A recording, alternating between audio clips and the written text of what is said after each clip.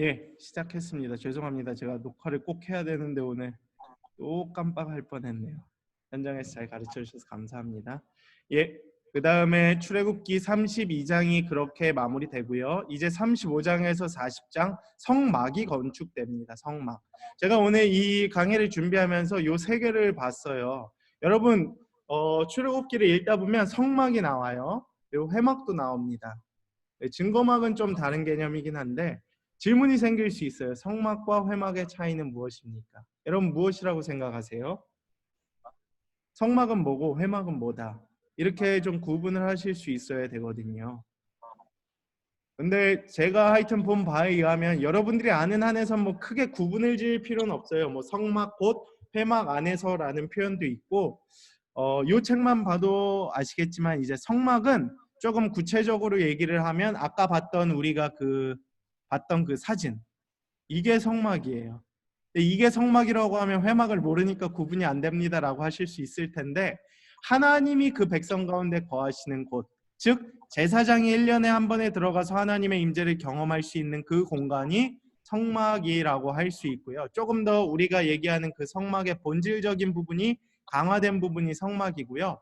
회막은 약간 텐트 개념이 많습니다. 영어로도 뭐 텐트의 원어로 한 그 표현이 기록이 되어 있는데 하나님이 그곳에서 누구를 만납니까? 그분의 백성과 만나신다라는 거예요. 그래서 백성들이 이제 언제든지 그 가운데서 하나님의 임재를 경험할 수 있는 그곳을 회막이라고 하죠. 그래서 조금 이 의미가 많이 중첩되기도 하는데 조금 더 성막이 좀 여러분 우리가 생각하는 그 본연의 의미와 비슷하고 회막은 약간 텐트의 개념이 있다라는 거 좀 기억을 해주시면 좋을 것 같고요. 요 원본 설계도적인 사진은 이렇게 3D 개념으로 3D가 아니라 이렇게 현장감이 있는 사진으로 보면 좀 이런 그림으로 기록이 되어 있으니까 여러분이 출애굽기 25장에서 40장의 내용은 주로 이제 성막에 대해서 이야기를 하고 있고 하나님이 금송아지 사건을 통하여 이제 그 이스라엘 백성들의 그러한 우상 숭배에 대해서 지적을 하셨다, 깨부셨다라는 것을 기억하실 수 있었으면 좋겠습니다. 그럼 이로 인해서 우리가 출애굽기가 마무리돼요. 출애굽기 마지막 40장의 마지막 절을 보면 하나님의 임재와 영광이 충만하였고 구름 기둥을 통하여 그 백성을 인도하셨다. 계속해서 인도하시는 하나님의 모습이 등장한다라는 것을 여러분들이 좀 기억해 주셨으면 좋겠고요. 드디어 우리가 8일 레위기가 시작됩니다. 레위기. 그렇죠? 레위기 가장 위기죠. 많은 청년들이 또 교인들이 성경을 읽다 보면 어디에서 위기가 오느냐? 레위기에서 반드시 무너집니다. 여러분 그런 기억들이 있을 거예요. 열심히로 올해 성경 통독 한번 해봐야지 했는데 창세기 열심히 읽었어. 출애굽기 할만해. 성막부터 약간 꼬이긴 했지만 이제 그래도 아픈 머리를 이제 재정비하고 다시 이제 해봐야지 하고 열심을 품고 이제 레위기를 마주하죠. 그리고 바로 성경을 엎습니다. 그런 경우들이 되게 많을 텐데 작년에 저와 이제 성경 레위기를 한번 설교를 쭉 들었었잖아요. 그래서 올해도 충분히 할 수 있을 거라고 저는 생각을 합니다. 그래서 어려워하지 마시고 레위기도 한번 꼭 도전을 해보실 수 있었으면 좋겠어요. 하나님의 임재와 사랑이 굉장히 느껴지는 책 중에 하나이기 때문입니다. 레위기의 제목은 뭐라고 되어 있죠? 레비티커스 이렇게 읽어주시면 돼요. 별 의미는 없는데 레위를 기억해 주셨으면 좋겠어요. 레위가 누구죠? 레위.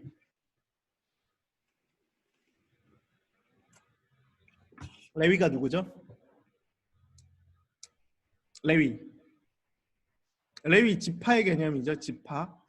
그런 지파의 개념인데 12지파 중에 하나가 레위 지파잖아요. 12지파는 어디로부터 시작됐죠? 누구의 아들부터 시작됐죠? 야곱의 12아들들을 기초로 지파가 생성됐습니다. 르우벤부터 베냐민까지. 나중에 요셉은 지파가 2개가 됐죠. 에브라임과 므낫세까지 이렇게 됐죠. 그 중에 이제 하나가 레위 지파예요. 근데 왜 레위기를 레위 지파로 주인공을 삼았을까? 궁금하지 않으세요? 레위기의 주인공이 왜 레위 지파일까요? 왜? 레위기의 주제가 뭐기 때문에? 레위기의 주제가 뭡니까, 여러분? 제사죠. 누가 제사라고 했어요, 지금? 제사입니다, 제사. 물론 구체적인 단어로서의 개념은 뭐 거룩함이에요. 레위기 19장 2절의 말씀같이 내가 거룩하니 너희도 거룩하라라고 하신 하나님의 말씀이 그 주제이지만 이제 주인공은 이제 제사가 이제 주요 개념이죠. 1장부터 9장까지 제사법에 대해서 다루고 있습니다. 근데 그 제사를 집례하는 지파가 어느 지파입니까, 여러분? 레위 지파입니다. 레위 지파. 그래서 막 레위 지파에 뭐 어쩌고 저쩌고 뭐 이러한 찬양도 있고 레위 지파가 뭔가 특별한 지파인 양 뭐 이렇게 설명을 하는 데가 있어요. 왜? 제사를 담당했던 지파가 레위 지파였기 때문입니다. 그래서 그들은 분깃을 못 받았어요. 요즘으로 해석하면 기업이 따로 없었고요. 그 제사에서 나오는 소출을 가지고 먹고 살았다라고 기록이 되어 있죠. 그러니까 요즘으로 치면 약간 목회자의 개념으로 이렇게 약간 비유를 할 수 있는데 온전히 똑같지는 않지만 그런 개념으로 봐주시면 좋을 것 같습니다. 근데 여러분 궁금한 게 생길 수 있을 것 같아요. 왜 레위 지파가 선택되었을까요? 이런 고민 해본 적 없으세요? 물론 안 읽어봐서 모를 수도 있겠지만 왜 13지파 중에 레위 지파가 선택됐을까? 혹시 아는 친구? 왜? 르우벤 지파가 장자 지파잖아요. 그렇죠? 그리고 다윗이 탄생하고 예수님이 어느 지파에서 태어나셨죠? 다윗과 예수님이 어느 지파입니까? 다윗의 야곱의 아들 중에 누구? 유다. 유다. 형규 훌륭합니다. 유다 지파였죠. 근데 왜 루벤 지파, 유다 지파, 요셉 지파, 뭐 베냐민 지파 다 놔두고 레위 지파였을까요? 창세기 출애굽기 32장에 보면 무슨 사건이 나온다고 제가 얘기했었죠? 금송아지 사건이 나와요. 그렇죠? 모세가 내려와서 엄청 열받았습니다. 완전 뭐 하는 거냐고, 형 미쳤냐고 거의. 형이 아론한테 형이 관리 똑바로 못해서 지금 백성들이 금송아지 만들고 난리치지 않았냐, 이 미친놈들아, 그냥 하고 금송아지를 부셔버리고 그 다음에 어떻게 합니까? 하나님의 뜻대로 따르길 원하는 사람들은 나에게 와라 할 때에 레위 지파가 모였어요. 그리고 그 레위 지파가 어떻게 했냐? 무엇을 했나요? 금송아지를 섬겼던 그 사람들을 죽여버렸습니다. 죽여버렸습니다 하니까 굉장히 섬찟한데 하나님이 그런 분이셨어요. 나 이외에 다른 신을 섬기는 그런 녀석들은 다 쓸어버려라 라고 심판을 하시고 경고를 하셨던 거예요. 지금 현장에서 막 웃고 있는데 하나님 무서운 분이십니다. 그런 면에서 교만함과 우상숭배는 하나님이 절대 타협을 하지 않으세요. 사실상 여러분 꼭 기억하셔야 돼요. 몇 명이 죽었다고 기록되어 있을까요? 3,000명 정도 죽였습니다. 많은 숫자는 아니죠. 뭐 이스라엘 많은 숫자 아니라 3,000명 뭐 많은 숫자 아닐 수도 있지만 어떤 면으로 많은 숫자인데 그때 레위 지파가 3,000명을 죽이는 일에 쓰임 받았기 때문에 아마 이렇게 구별된 지파로서 제사를 드리지 않았겠는가 추측을 하고 있는 거예요. 비교적 상당히 논리가 있는 추측이죠. 즉 하나님께 순종을 했더니 하나님의 말씀에 따르는 하나님의 그 거룩함을 품고 하나님께 쓰임을 받는 이 지파가 되었다라는 것을 뜻하는 것입니다. 그러한 순종함이 필요하다는 것을 가르쳐주고 싶었고요. 레위기를 한눈에 봅시다. 구별된 삶을 통한 하나님과의 교제라는 거예요. 그 단어는 거룩입니다. 거룩. 내가 거룩하니 너희도 거룩하라. 아까 얘기했던 레위기 19장 2절이에요. 제가 뭐 암송구절로 외웠었는데 되게 귀한 말씀입니다. 내가 거룩하니. 그래서 이 두 개가 나오죠. 제사법입니다. 제사법. 그래서 죄에 대한 이제 사함을 사함을 이제 우리가 하나님 앞에 제사함을 드리기 위해서 어떻게 나아가야 하는지, 제사장의 중보는 어떻게 해야 되는지 쭉 나오고요. 이제 그에 따른 구별된 삶을 그럼 우리가 어떻게 살아야 합니까? 어떻게 거룩하게 해야 됩니까? 라는 것에 대한 정결법에 관한 것들이 이제 쭉 나오는 것이 이제 11장부터 27장까지의 내용이에요. 그래서 어떤 면으로는 굉장히 어려울 수 있어요. 제사라는 게 요즘에 없잖아요. 그렇죠? 그리고 요즘엔 제사를 드려도 절 한 번 하고 뭐 거의 끝나는 수준의 이제 끝나는 수준 정도일 텐데 그런 면으로 봤을 땐 제사가 굉장히 어려울 수 있겠지만 그렇지는 않습니다. 그래서 제가 제사법에 대해서도 간략하게 설명을 드릴게요. 일단 지난주에 얘기했듯이 레위기는 무슨 책이다? 시간이 흐르지 않아요. 여러분 이게 무슨 뜻인지 알아요? 역사에 스토리가 없다는 거예요. 제가 그때 보여드렸던 그 도표 기억나시죠? 혹시 책에 보면 이런 사진이 있을 텐데 기억하시나요 혹시? 이런 사진들이 기억나나요 혹시? 이 사진 있죠 책에 보면. 근데 여기서 보면 레위기랑 신명기는 요 아래에 있죠. 주 스토리 라인이 아니에요. 창세기, 출애굽기, 민수기는 스토리 라인입니다. 주 라인이에요. 근데 레위기랑 신명기는 아래에 그냥 약간 별책부록처럼 이렇게 약간 기록이 되어 있죠. 왜 그럴까요? 시간의 흐름이 없어요. 시간의 흐름이 없다라기보다 주 스토리 라인이 없는 겁니다. 예. 그러니까 창세기와 출애굽기와 민수기는 이동이 있고 시간의 흐름이 있고 스토리 라인이 있는데 레위기와 신명기는 정체된 상태에서 말씀을 전한 거기 때문에 시간이 흐르지 않는 책이라고 이야기를 하는 거예요. 그래서 스토리에 대한 내용이 없어요. 그럼 무엇에 대한 내용만 있습니까? 법, 율법, 제사법, 정결법, 그 다음에 신명기에서 나오는 그 율법에 대한 그 되풀이되는 율법에 대한 설교 3번이 등장을 하는 것입니다. 그렇게 기억을 해주시면 좋을 것 같아요. 레위기에는 제사에 관한 의식법, 사회법, 거룩에 관해서 이렇게 이야기를 하고 있다.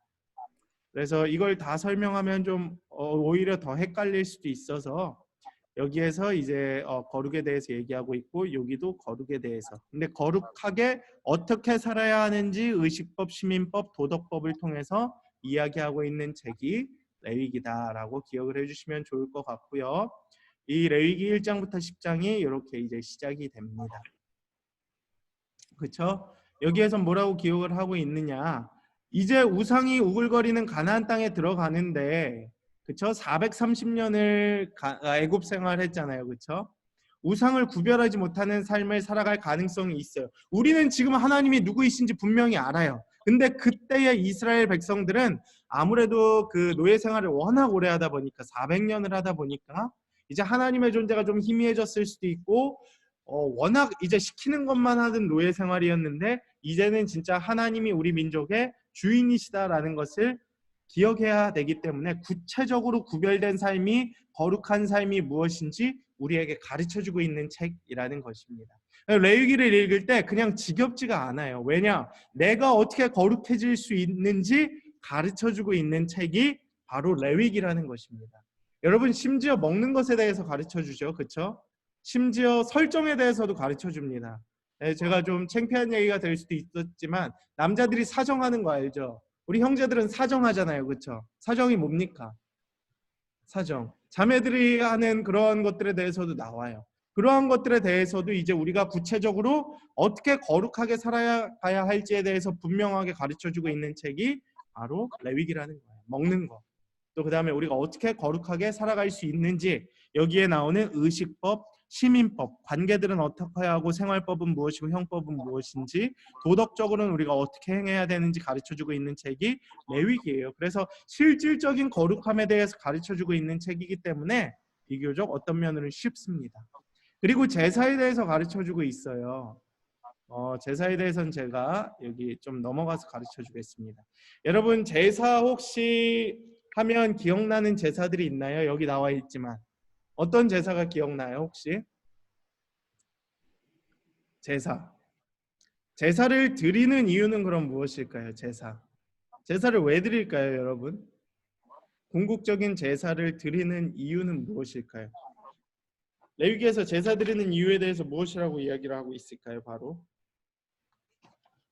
바로 일단 제사의 가장 큰 목적은 죄사함입니다. 죄사함.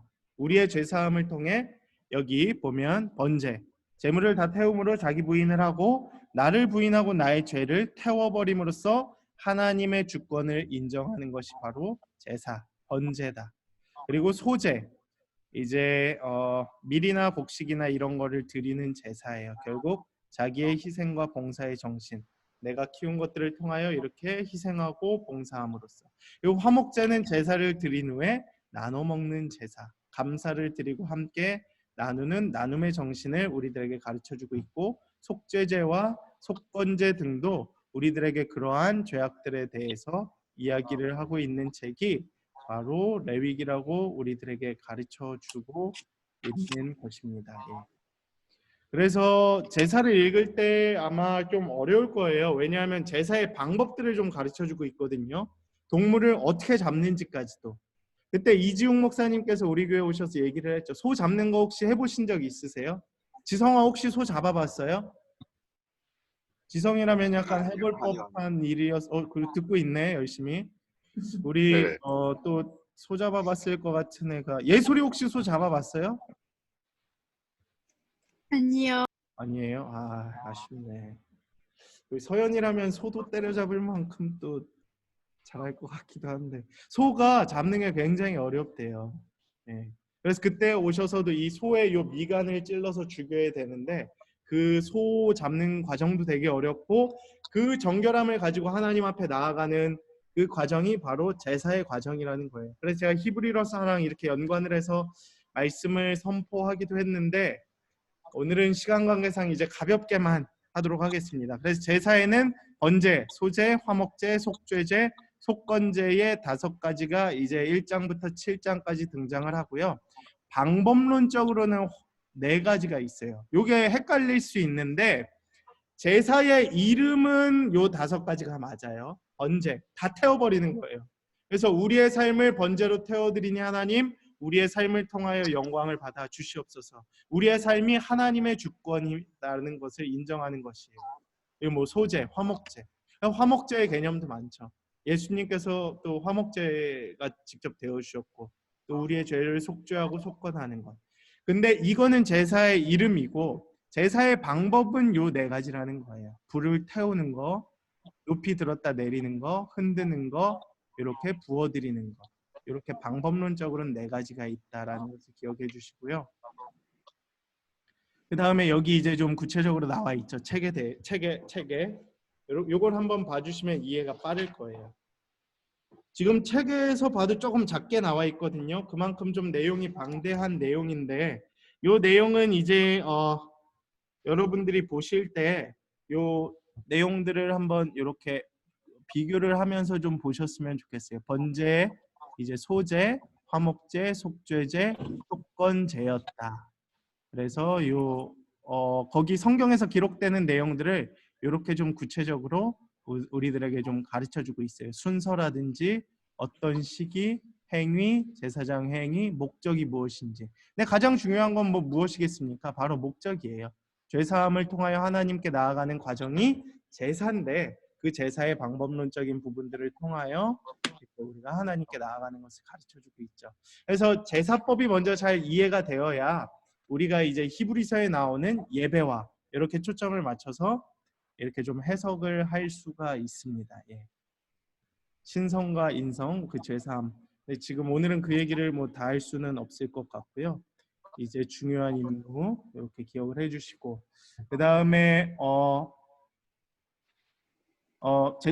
레위기 8장에서는 이제 제사장을 세우는 과정에 대해서도 가르쳐주고 있습니다. 그래서 제사장에 이렇게 세우는 의미가 어떠한 의미가 있는지 가르쳐줬고 요 구약의 제사와 신약의 제사의 비교를 통하여 우리에게 이제 예배가 제사가 어떻게 되는지 우리에게 가르쳐주고 있어요. 구약의 제사는 어떤 거죠? 이게 되게 중요하거든요. 사실 여기 크라운이 있지만 구약의 제사는 일시적인 거였어요. 그렇죠? 한 번의 제사를 통해 죄사함을 완전히 받을 수가 없는 거예요. 그렇죠?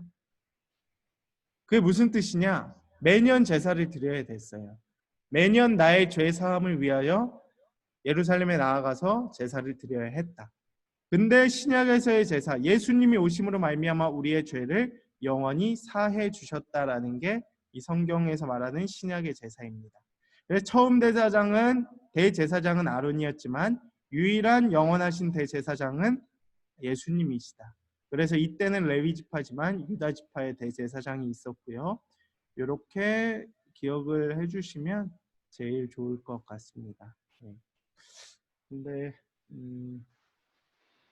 좀 어렵죠. 되게 어려울 것 같다는 생각을 좀 이해가 돼 가고 있어요. 읽어봐야 좀 이해가 될 텐데 요 표만 좀 기억하면서 읽어가시면 뭐 그렇게 이렇게 막 너무 의미를 부여하지 않고 읽어도 될 것 같습니다. 그럼 1장부터 10장까지는 이렇게 마무리를 짓고요. 9일차에는 우리가 11장부터 27장까지 읽어요. 그래서 여기에서는 제사법과 생활법과 형법에 대해서 우리에게 가르쳐주고 있습니다. 아까 얘기했듯이 너희도 거룩하라. 어떻게 해야 너희가 거룩하게 살아갈 수 있을지에 대해서 우리에게 가르쳐주고 있거든요. 11장에서 12장에 보면 정한 음식, 이런 부분, 부정한 음식, 아까 얘기했던 그러한 정함과 부정함의 음식, 그다음 유출병, 공중보건, 또 이방인의 문란한 성습관에 대한 성교육, 이웃과의 바른 관계의 규례들, 이런 것들을 우리에게 가르쳐줌을 보여주고 계십니다. 그래서 이제 여기에서도 보면 죄의 상징으로 문둥병을 가르쳐주고 있고요. 16장 17장에 보면 속죄와 관련된 속죄 일에 대해서도 우리들에게 가르쳐주고 있습니다. 그래서 피 흘림이 없은즉 죄사함이 없다라는, 그래서 피의 중요성을 굉장히 많이 가르쳐주고 있는 책이 바로 레위기다라는 것을 우리가 알 수 있다라는 것입니다. 그래서 옛날에는 질병이 자신의 죄 때문이라고, 특별히 구약 시대에는 그렇게 가르쳐 줬었어요. 그래서 구체적인 그런 내용에 대해서도 책에서 이야기를 하고 있고요. 아사셀, 이제 희생양에 대한 이야기도 나옵니다. 그래서 우리의 죄를 모든 죄를 염소 위에 고백하여 사람들의 죄를 뒤집어 쏜 그 염소를 광야로 내몰았다. 즉 제사와 같이 죄를 전가함으로 말미암아 죽였다라는 거예요. 여러분, 그 레위기 1장에 보면 이런 구절들이 있어요. 예를 들어 소를 잡아 죽인다고 해봅시다. 아까 얘기했듯이 과정이 어떻게 될까요? 순결한 소를 잡음으로 말미암아 우리의 죄를 그에게 안수해요. 안수할 때 어떤 효과가 일어나는지 아십니까? 죄가 무엇 된다라고 해요? 전가가 된다라고 해요. 내 안에 있던 죄가 소에게로 옮겨져 가는 것입니다. 그래서 그 소한테 있는 죄가 이제 번제로 다 태워버림으로 말미암아 우리의 죄를 사함받는 게 바로 제사의 원리라는 거예요. 즉 우리의 죄를 대신 지는 게 이제 소였다라는 거예요. 근데 소는 동물은 한계가 있기 때문에 1년에 한 번씩은 계속 해야 됐다라는 거죠. 근데 신약 시대의 히브리서에 왔었을 때는 어떠한 속죄물이 등장을 합니까? 누구죠? 바로 예수 그리스도라는 거예요. 신성과 인성을 모두 지니신 예수 그리스도께서 이제 계심으로 말미암아 우리의 죄를 전가하죠. 그렇죠? 그래서 우리의 죄가 누구에게로 갑니까? 예수님에게로 갑니다. 그래서 예수님이 죽으심으로 말미암아 우리의 모든 죄를 사하여 주셔요. 근데 예수님은 하나님의 아들이셨기 때문에 영원한 속죄를 우리에게 하신 것이 바로 예수님의 제사였다라는 것입니다. 그게 예배예요. 그 예수님의 그 피 흘리심을 기억하며 십자가 제사의 사건을 기억하며 나아가는 것이 예배의 자리라는 거예요. 그래서 우리가 레위기를 바라볼 때마다 예수님을 기억해야 돼요. 왜냐하면 이 레위기의 제사법은 십자가의 모형이고 오실 예수 그리스도에 대한 이야기이기 때문입니다. 눈물이 막 나야 돼요. 예배의 자리를 나아갈 때마다 나의 죄를 위하여 죽으신 예수 그리스도를 생각해야 된다는 거죠. 만약 예수님이 안 오셨다면 우리 한유가 매년 한 번씩 소를 잡아야 돼요. 소를 잡아서 소를 죽이고 그 소의 피를 뿌리고 죄를 전가시켜서 하나님 앞에 다 태워 올려드려야 우리의 죄가 사함을 받는 것입니다. 근데 예수님이 오셔서 우리가 이제 그러할 필요가 없이 예배를 드리면 되는 것입니다. 그게 이제 레위기와 히브리서에 말하는 제사와 예배의 연관성이라고 봐주시면 좋을 것 같아요. 그래서 그렇게 기억을 해주시고요. 이제 23장 이후로는 절기법이 또 등장을 해요. 우리에게 절기가 무엇이 있죠? 뭐 설이 있고 추석이 있고 뭐가 있죠 또? 설하고 추석이 일단 제일 크죠. 그 다음에 뭐 있나? 저도 지금 잘 기억이 안 나는데 그것처럼 이제 이스라엘 백성 가운데서도 이런 절기가 있었다라는 거예요. 어느 절기가 가장 클까요? 6월절입니다. 6월절. 출애굽은 뭐 이스라엘 백성에게 있어서는 엄청난 하나님의 구원의 사건이었기 때문에 6월절 시작부터 무교절. 그래서 여러분 6월절 어린 양의 피로 유대 종교력 1월 14일 6월절이 모든 종교 그 날짜의 기준이 되어버렸습니다. 그리스도는 6월절 어린 양이었다. 애굽의 노예 생활에서 해방된 것을 기념하기 위해서 6월절이 시작되었다라는 거예요. 그 다음 무교절, 초실절이죠. 예. 그다음 칠칠절, 오순절이라고도 해요. 이런 봉헌, 첫소산. 별게 다 있었죠. 그런 절기들이 있었다라는 거예요. 근데 이제 이 절기의 초점이 아무래도 어디에 맞춰져 있겠습니까? 농경 사회였다 보니까 그 농경, 그래서 뭐 첫소산, 첫 열매, 뭐 감사절 이런 거에 맞춰져 있죠. 그러면 요즘 한국 교회가 지키는 가장 큰 절기 세 개는 무엇일까요, 여러분? 이건 이스라엘 백성의 이제 절기고요. 우리는 어떠한 기독교 절기를 지키고 있습니까? 세 가지. 성탄절, 그다음 부활절, 추수감사절. 추수감사절. 요새는 보통 추수를 많이 안 하니까 대부분의 사람들이 감사절이라고 표현을 많이 해요. 맥추절이라고도 뭐 이렇게 지키는 분들이 있는데 크게는 세 가지입니다.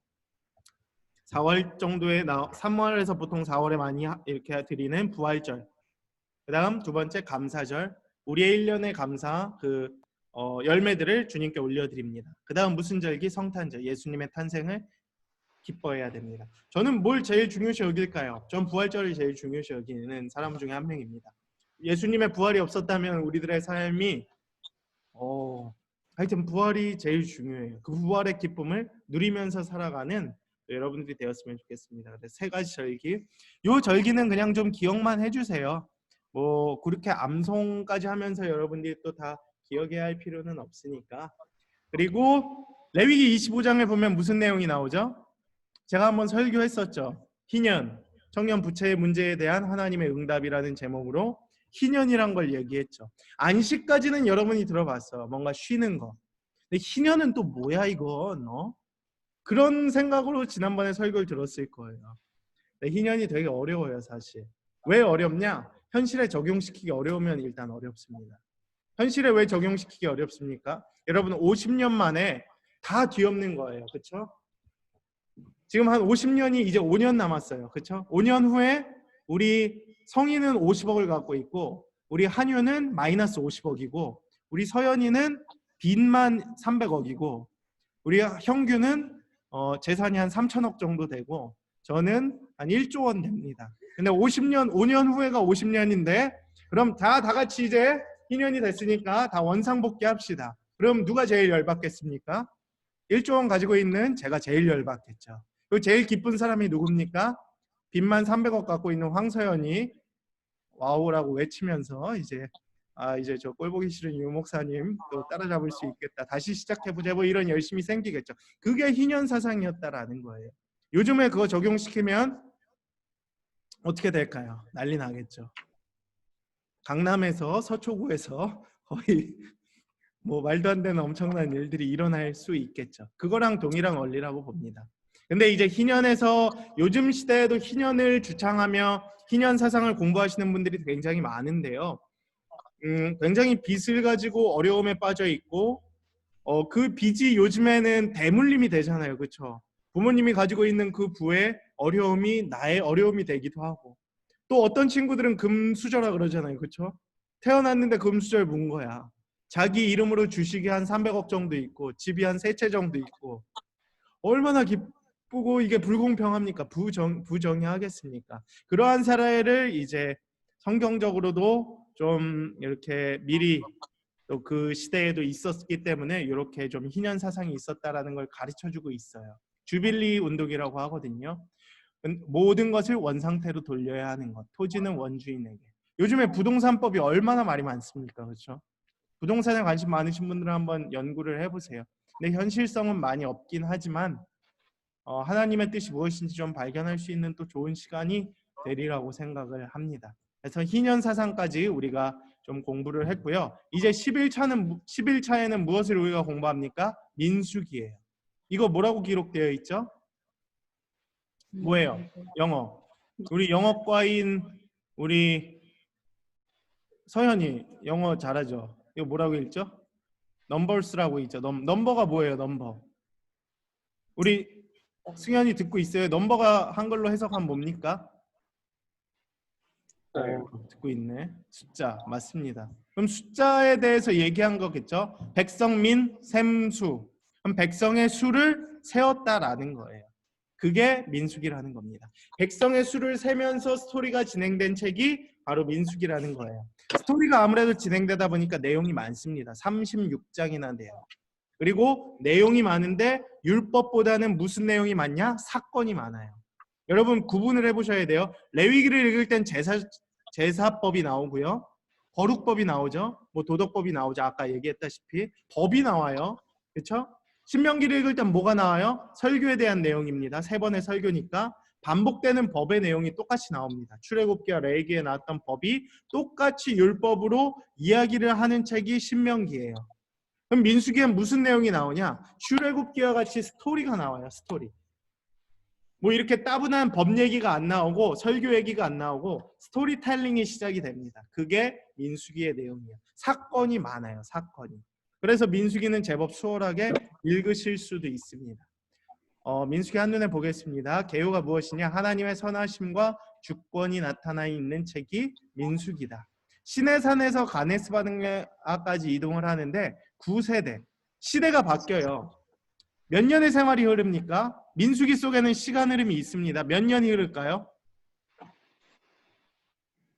여기 제가 표시하고 있죠. 몇 년이 흐를까요? 38년이 흐릅니다.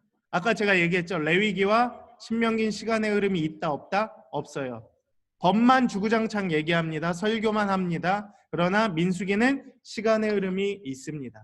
1부와 2부를 굳이 나누면 요런 요 1에서 3 사이에 아마 가면서 갑자기 막 38년이 쭉 흐르기도 해요. 그거를 여러분이 기억을 하시고 광야 생활을 40년 했다라고 하잖아요. 그렇죠? 제가 지난주에도 설명을 해줬지만 원래 며칠이면 갈 수 있습니까? 가나안 땅까지 10하루길이라고 기록이 되어 있어요. 11일이면 가요. 근데 몇 년이 걸렸다? 40년. 14,600일 정도 됩니다. 그 내용이 여기에 담겨져 있어요. 출애굽기에는 그렇게 스토리가 진행이 안 됩니다. 여러분 잘 아셔야 돼요. 출애굽은 출애굽한 이후부터 성막까지 시내산까지만 기록이 되어 있어요. 그렇죠? 여기가 시내 광야에서 이제 출발한 내용이 여기 기록이 되어 있는데 근데 민수기에는 38년이 흐른 기록이 되어 있다라는 거예요. 여러분 40년쯤이 흐른다는 건 무슨 의미가 있을까요? 40년이 흘렀어요. 무슨 의미가 있을까요? 세대교체. 우리 성희가 아주 대답을 잘했어요. 세대교체의 의미가 있습니다. 제가 지금 아직 40살이 안 됐지만 올해 36살이지만 보기와 달리 굉장히 젊죠. 아닌가? 말이 잘못했나? 근데 자녀들이 지금 있잖아요. 그렇죠? 한 30년에서 40년 차이가 나요. 저랑 성민이랑 32살 정도 차이 나거든요. 그게 한 세대라는 거예요. 근데 한 세대가 지났다라는 것을 의미합니다. 여러 가지 의미가 있는데 출애굽 세대, 하나님이 인도하셨던 것을 이제 잊어버린 새로운 세대가 등장을 했다라고 뭐 해석을 하는 경우들도 있고요. 그 반대로 하나님께 죄악을 지었던 그 9세대는 지나가고 하나님께서 새로운 역사를 이루어 가실 신세대가 등장을 한다라는 의미로 바라볼 수도 있어요. 이건 경우에 따라 해석법이 다릅니다. 예를 들어 이것을 기억해 줬으면 좋겠습니다. 한 사건을 제가 말씀을 드릴게요. 여러분 모세 위대한 민족의 지도자 출애굽의 산 장본인 모세가 하나님이 약속하신 땅이 어디였죠?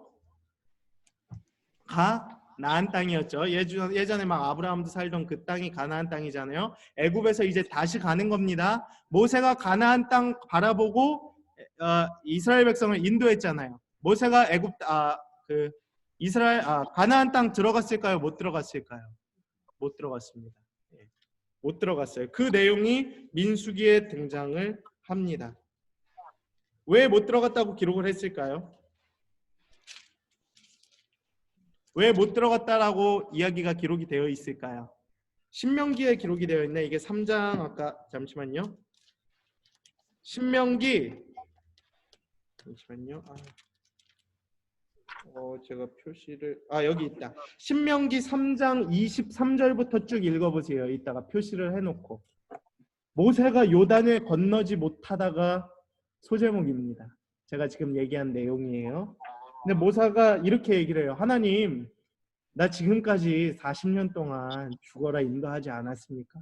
나이 80인데 120살까지 지금 당신 말에 순종했어요. 그러니까 구하옵나니 나를 건너가게 하사 요단 저쪽에 있는 아름다운 땅, 아름다운 산 레바논 보게 하옵소서. 간구했습니다. 여러분, 모세가 얼마나 위대한 민족의 지도자였어요. 그렇죠? 하나님께 순종 많이 했죠. 근데 하나님께 그렇게 간구했는데 하나님이 이렇게 얘기하세요. 26절에 여호와께서 너희 때문에 내게 진노하사 내 말을 듣지 아니하시고 내게 이르시되 이렇게 얘기하십니다. 내게라는 건 이제 모세가 한 설교이기 때문에 얘기한 거예요. 이스라엘 백성에게 한 얘기니까. 근데 하나님이 이렇게 얘기하셨다는 겁니다. 그만해도 족하니 이 일로 다시 내게 말하지 마라. 너 수고한 건 알겠는데 이제 그만해도 족하니까 이제 다시 얘기하지 마. 굉장히 냉정하시고 무서우신 하나님이시죠. 물론 여러 가지 해석이 있어요. 모세의 때가 거기까지였다. 하나님의 뜻이 거기까지였다라는 겁니다. 그게 꼭 축복이 아닐 수도 있다라는 거예요. 근데 하나님이 그만큼 냉정하셨다라는 겁니다. 근데 그것도 중요하지만 어떤 사건 때문에 못 들어갔냐가 중요하겠죠. 민수기 20장을 우리가 한번 살펴볼까요? 민수기 20장. 왜 여기서부터 재밌냐 하면 뭔가 진행되는 것 같죠? 스토리가 나와서 그래요. 사건. 레위기에서는 자꾸 법 얘기만 해서 제가 뭐 다 설명드릴 수가 없었는데 민수기 20장 보면 이렇게 기록이 되어 있습니다. 무리바 물사건. 민수기 20장에 보면 8절을 한번 읽어볼게요. 민수기 20장 8절. 지팡이를 가지고 내 형 아론과 회중을 모으고 반석에게 뭐라고 되어 있죠? 명령하여 물을 내라. 그렇죠? 근데 11절에 보면 무엇이라고 기록되어 있죠? 모세가 그의 손을 들어 그의 지팡이로 반석을 2번 치니. 그렇죠? 하나님은 뭐라고 하셨죠? 명령하여 물을 내라. 근데 모세는 어떻게 했죠? 지팡이를 2번 쳐서 물을 냈습니다. 12절에 하나님이 바로 이렇게 얘기하십니다. 여호와께서 이르시되 너희가 나를 믿지 아니했다라고 기록했어요. 이 행위 자체만으로 너희는 나에 대한 믿음이 없다. 불순종했다라고 말씀하시는 겁니다. 그리고 굉장한 선언을 하세요. 이스라엘 자손에서 목전에서 내 거룩함을 나타내지 아니했다. 내 거룩함이 굉장히 중요한데 나타내지 않았으니까 너희 아론과 모세는 내가 그들에게 준 땅 가나안 땅으로 인도하여 드리지 못하리라 하셨어요. 즉 가나안 땅으로 인도하지 않겠다고 선언하신 말씀이 민수기 20장 1절에서 13절까지의 무리바 물사건이라는 겁니다. 이게 아까 신명기에서 재반복이 된 거예요. 이렇게 사건들을 기억해 주시면 됩니다. 하나님의 사건들을 하나하나 기억할 때는 이렇게 해주시면 돼요. 굉장히 놀랍죠? 여러분이 몰랐던 사실들이 있었죠? 모세 굉장히 좋은 사람 아니었어? 맞아요. 잘했고 좋고 순종했고 하나님께 쓰임을 받았지만 이러한 실수도 있었고 하나님의 또 선하신 그 뜻이 있었다라는 걸 여러분 성경을 읽을 때 기억을 해주셨으면 좋겠습니다. 창세기 아니요. 민수기 13장 14장에 보면 가나안 정탐이 나옵니다. 누가 갔죠? 2명. 여호수아 본 바다. 여호수아죠. 두 번째 누구죠? 우리 별관의 이름 중에 하나죠. 여호수아와 어디죠 또? 갈렙이죠. 갈렙. 2명을 정탐 보냈죠. 그 내용이 이제 나오기도 하고 1차 인구조사도 시작이 됩니다. 여러분 인구조사 왜 한 것 같아요? 인구조사 왜 했을까요? 하나님이. 이 책 여기 읽어보세요 한번. 민수기라고 이름을 붙인 까닭은 인구조사가 2번이나 있는 것에 근거해요. 그래서 민수기는 이름 그대로 계수한 것이다. 계수한 것. 왜 계수를 했냐? 첫째 조사는 시내산 떠날 때, 두 번째 조사는 가나안 들어가기 직전에 했어요. 딱 보면 알겠지만. 그래서 1차 조사는 1장부터 시작되고 2차 조사는 몇 장부터 시작되죠? 여기 26장부터 시작됩니다. 세대가 거의 바뀐 것을 의미하고 요 사건이 바뀌어요. 시내산을 떠날 때. 성경을 읽을 때 사건이 굉장히 중요한데 사건이 바뀌는 시점이 언제냐? 주로 날짜가 바뀌거나 어디가 바뀔 때? 장소가 바뀔 때예요. 장세가. 시내 광야를 떠나면서 뭐 어디에 이르렀더니 뭐 이러면 사건이 바뀌는 겁니다. 하나님의 또 때가 시작이 되는 거예요. 그래서 첫째 조사는 시내산을 떠날 때 했어요. 예, 그렇죠? 두 번째 조사는 가나안에 들어가기 직전에 한 번 더 했다라는 것을 우리에게 가르쳐 주고 있습니다. 여기 보시면 알겠지만 라암셋이 어디죠? 이집트의 수도였죠.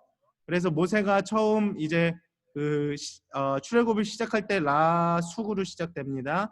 그래서 이렇게 시작이 돼서 홍해를 건넜죠, 그렇죠? 그리고 이렇게 이제 오고 있어요. 신광야, 신의 광야에 이르렀다라가 이렇게 기록이 되어 있기도 하고 출애굽기 20장에 보면 그 다음에 이 시내산 사건이 일어나죠. 그리고 지금 시내산 사건부터 여기 보이죠? 시내산 광야를 출발했다고 기록되어 있죠. 여기 보이죠?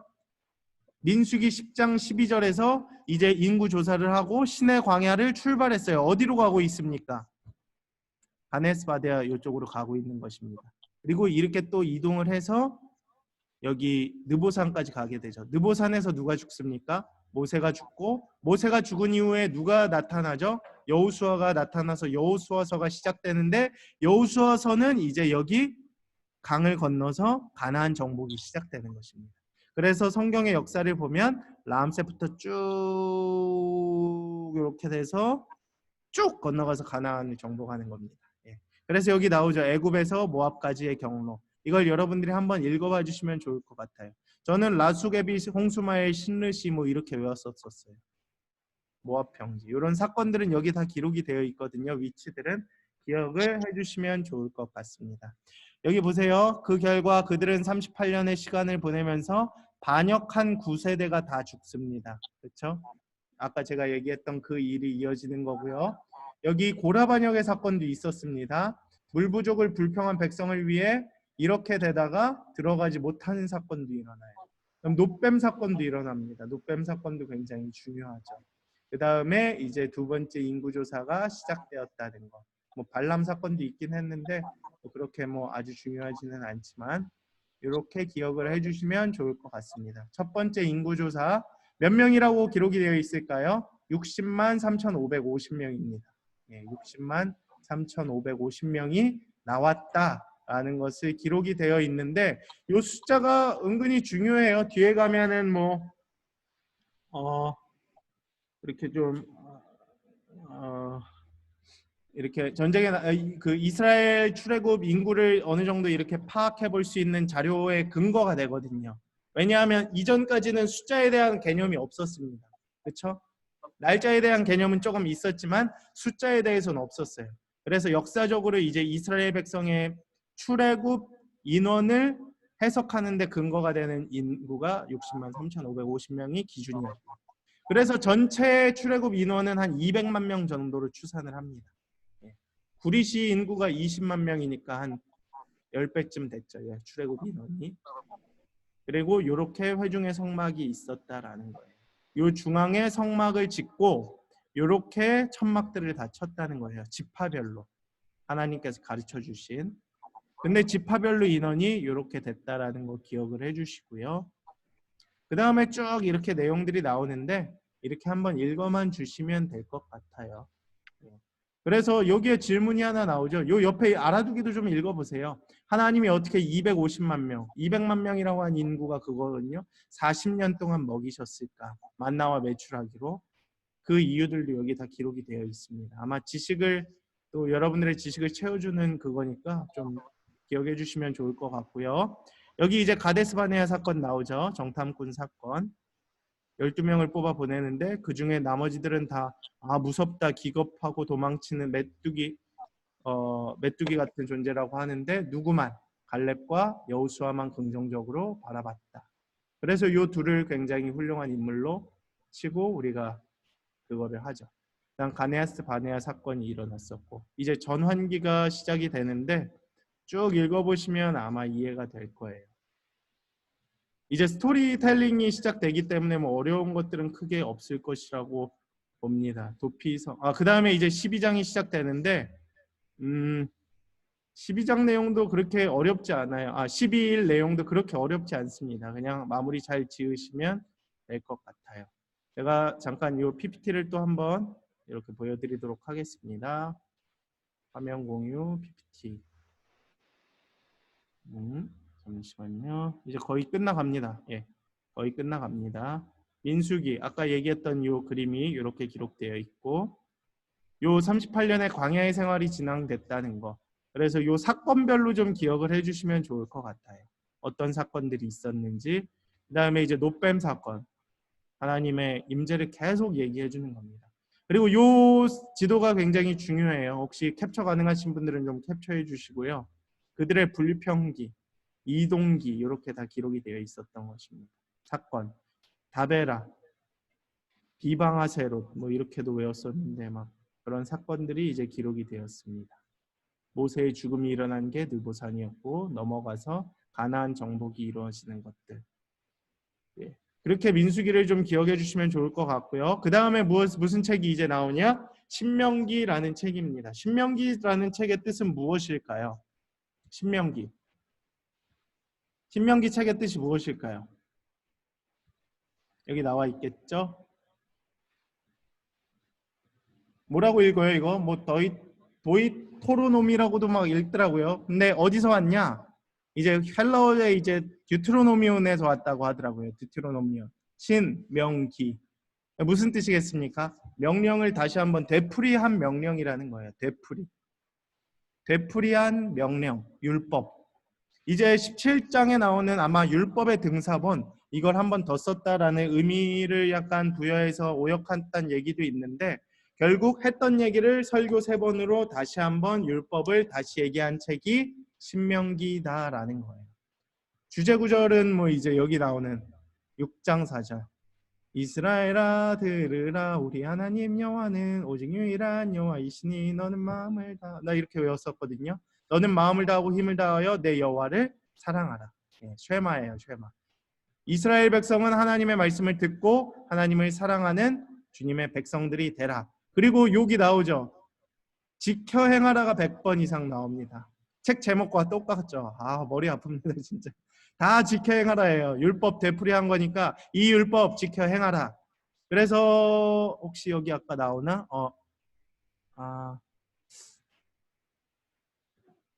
죄송합니다. 제가 좀 헷갈렸는데 이스라엘의 율법이 몇 개 정도 된다고 생각을 하세요? 유대인들의 600 제가 지금 정확히 기억이 안 나는데 주여가 혹시 기억해요? 610몇 개인가 20몇 개인가 그래요. 근데 부정적인 게 몇 개, 긍정적인 게 몇 개 이렇게 되는데 뭐 그렇게 큰 차이가 나지는 않습니다. 그렇게 좀 기억을 해주시면 좋을 것 같아요. 이스라엘의 율법이 있었는데 그 정도 숫자가 있었다는 거. 자, 봅시다. 하나님의 신실하심을 나타내는 책이 신명기다라는 거예요. 하나님께서 이스라엘 백성을 위하여 하셨던 일이 무엇인지를 보여주고 있는 것입니다. 율법을 되풀이하면서 사건도 되풀이해요. 아까 보시면 알겠지만 신명기에는 이제 출애굽기에서 했던 이야기들, 레위기에서 했던 이야기들, 민수기의 사건들을 되풀이하는 경우들이 많아요. 아까 제가 말했던 3장 23절의 말씀이 뭐라고 기억이 되어 있죠?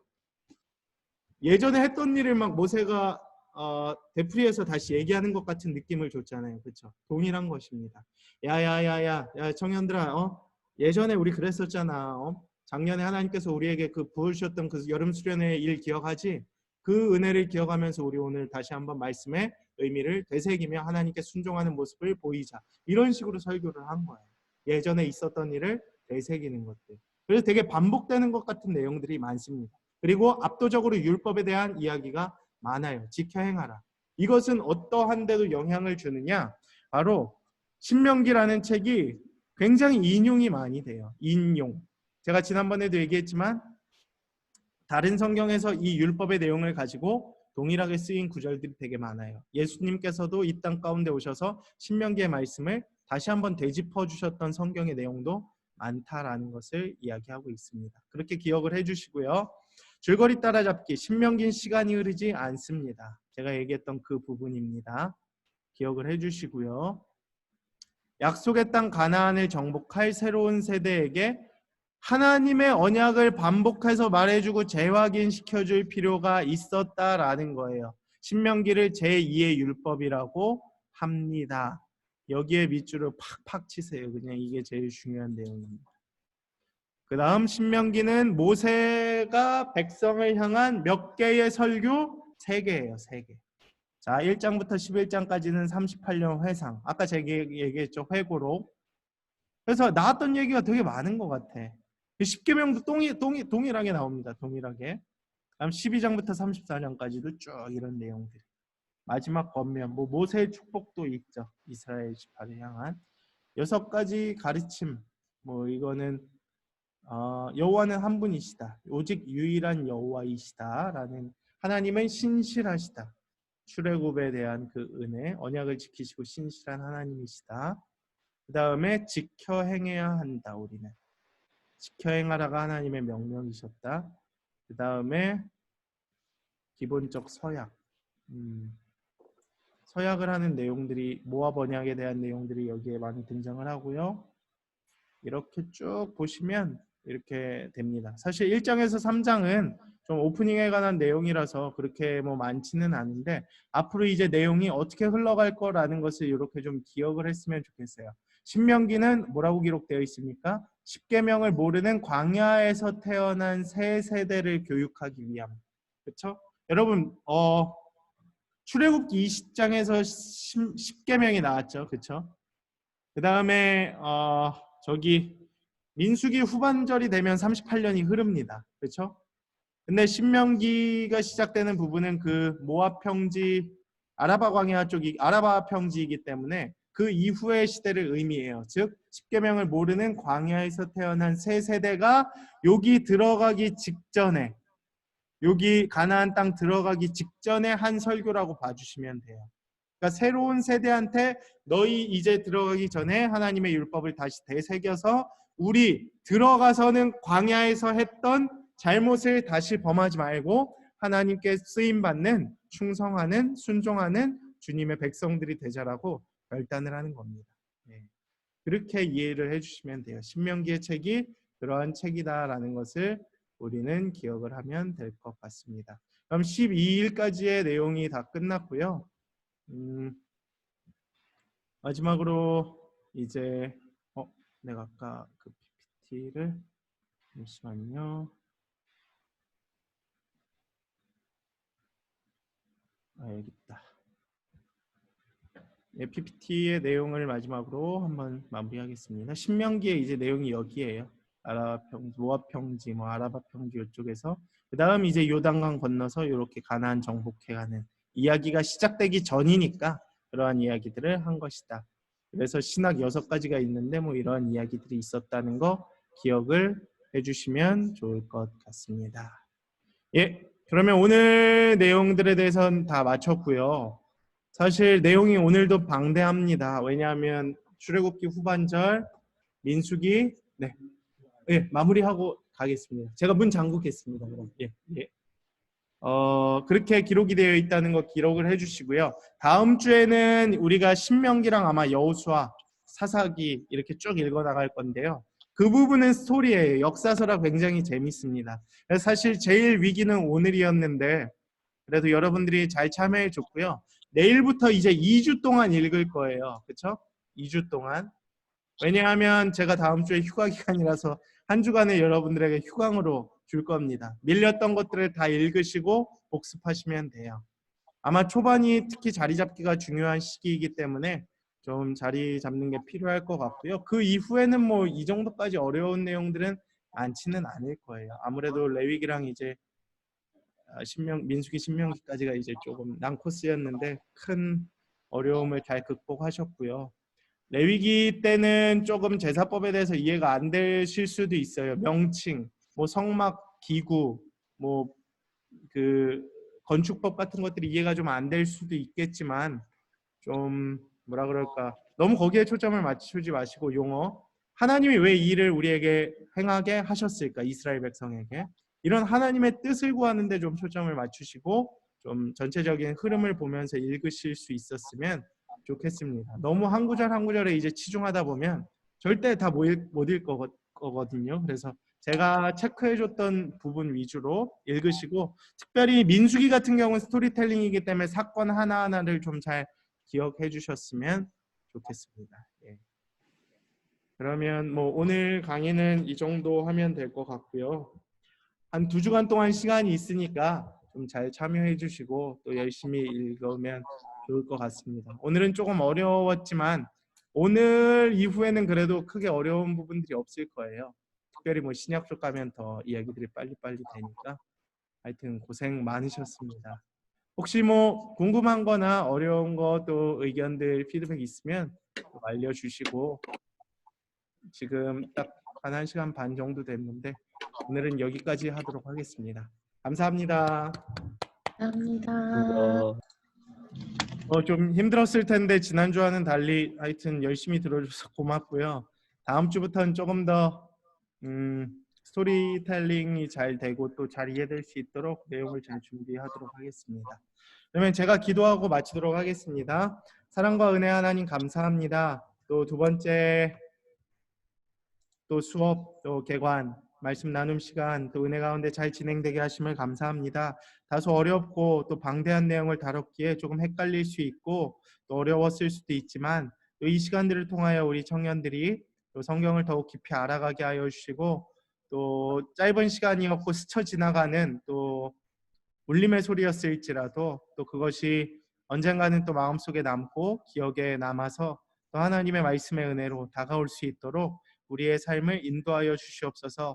그 이스라엘 백성을 인도하셨던 또 주님의 섭리를 또 기억하게 하여 주시고 이 땅 가운데서 우리를 인도하시는 하나님의 섭리를 깨달으며 살아갈 수 있도록 우리를 인도하여 주시옵소서. 부족한 종을 계속해서 귀하게 사용하여 주시길 원하며 또 우리 청년들의 삶이 이 말씀 통독을 통하여 달라지고 또 더 겸손해지고 하나님께 우리의 또 주권 사상을 내어드리며 살아갈 수 있도록 또 우상을 섬기지 않고 우리의 교만함을 내려놓고 하나님 앞에 모든 것을 의지하며 살아갈 수 있도록 우리를 인도하여 주시옵소서. 수고한 모든 일꾼들 주께서 편안한 또 잠을 주시고 또 한 주간의 삶도 지켜 보호하여 주실 줄 믿고 다음 시간 가운데에도 잘 준비해서 2주의 해와 같이 빛나는 얼굴로 뵐 수 있도록 인도하여 주시옵소서. 이 모든 말씀 예수님의 이름으로 간절히 기도하옵나이다. 아멘.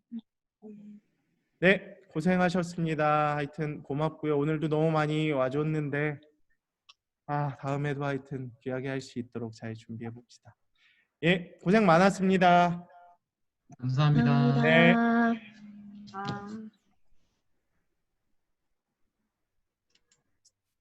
네, 나가주셔도 됩니다.